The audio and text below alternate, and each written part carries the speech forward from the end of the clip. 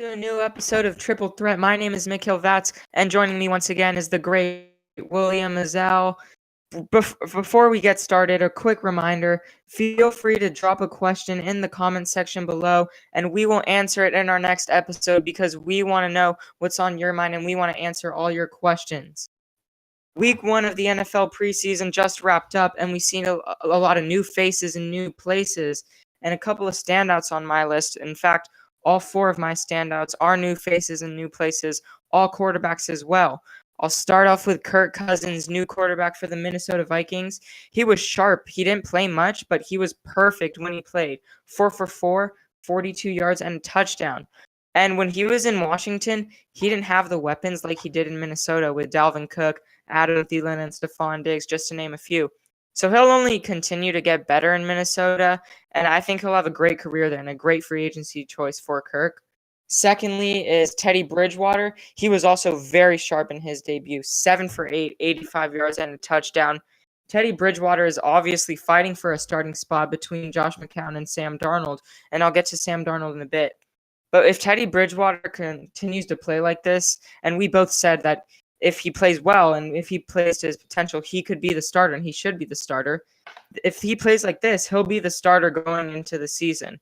Like I said, Sam Darnold, I was going to get to him. He was 13 for 18, 96 yards and a touchdown. And we talked about him in a previous podcast. He was going to be the third string going into the season. But now there's talk about him being the starter. And we know he's going to have a good career. But he's going to have to continue to play well and be consistent if he wants to get that starting spot going into the season. And lastly, another QB, first pick in the draft, Cleveland Browns, Baker Mayfield, had a tremendous debut, 11 for 20, 212 yards and two touchdowns. Played well. He has a lot of weapons, and he's utilizing his weapons. Antonio Callaway, Josh Gordon, Jarvis Landry. So I think Baker Mayfield showed a spark of promise in this game, and I think it's a very big step up. And I doubted Baker Mayfield. I said that the Browns would be looking for a quarterback in the 2019 NFL draft, but if he continues to play like this, he may be the guy to go to for the Cleveland Browns. But who was the better quarterback that game? Tyrod Taylor, who was 5 for 5 and had the better passes that game, or Baker Mayfield, who got lucky with some and was almost 50% that game? I mean, no doubt. But I'm saying that if Baker Mayfield can put up these big numbers, like 212 yards and two touchdowns, he's gonna do great in the NFL. So that's all I'm saying. And don't get me wrong, I think Tyrod Taylor will be the starter going into the season. But Baker Mayfield showed a tremendous amount of promise in his debut. Agreed. I think he's going to do big things in the NFL. And on someone who could do big things, once a certain Drew Brees retires, is Taysom Hill. There's a reason they didn't draft a quarterback in the draft this season, and I think this game really showed why. He was playing against the third and second stringers, but he played well. He had 100 pass rating, led the team in rushing yards from quarterback, 7 carries, 52 yards, and a touchdown. He was 8 for 9 on the day, passed for 72 yards, averaging 8 yards a pass. He looked really sharp. And I think that if he can play like that and he can learn under Drew Brees for the next couple of years, he could be the starter for this post-Brees era Saints. But the problem is he's 27 and he's only playing his second year in the NFL. And when Brees retires, he could be 30, and you don't want your new quarterback to be 30, so they could be looking at a new guy.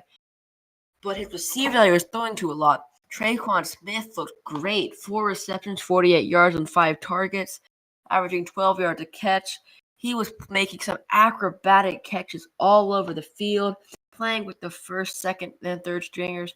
He was listed as a second stringer. He played well. He played phenomenal. One of the main reasons the Saints came back. He was sharp, and I can't see him taking that wide receiver 3 spot and maybe even the 2 spot if Cam Meredith's MCL and ACL tear does flare up in the middle of the season.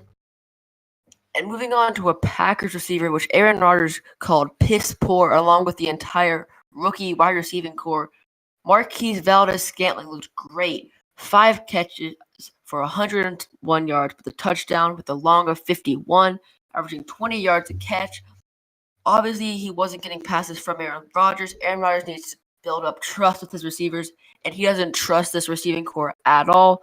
But if you're looking for the best talent on this team to get a wide receiver 3, I think Marquez Valdes-Scantling should be getting the wide receiver 3 spot, but he just gotta get some trust from Aaron Rodgers. He was a 5th-round pick, but he's looking well worth the value, looking like a steal in the draft, and he could be doing some big things in a couple of years because Aaron Rodgers really needs to build up the trust with him before he can do something.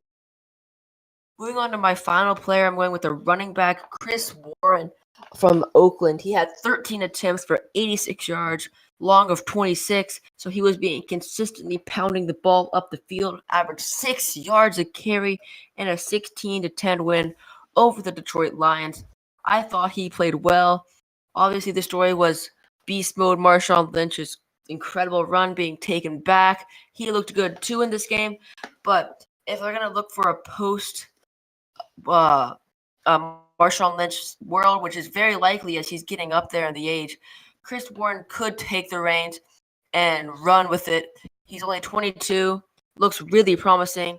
This could be a breakout season for this rookie. Great standouts there, and more to come in the next coming weeks of preseason.